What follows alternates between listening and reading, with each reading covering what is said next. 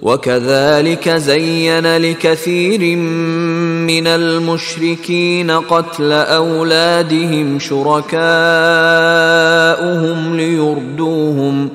لِيُرْدُوهُمْ وَلِيَلْبِسُوا عَلَيْهِمْ دِينَهُمْ وَلَوْ شَاءَ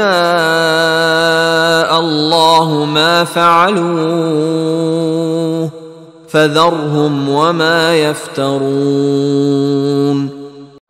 وَكَذَلِكَ زَيَّنَ لِكَثِيرٍ مِّنَ الْمُشْرِكِينَ قَتْلَ أَوْلَادِهِمْ شُرَكَاؤُهُمْ، اور اسی طریقے سے مزین کر دیا بہت سے مشرکین کے لیے ان کے شرکاء نے ان کی اولاد کو قتل کرنا۔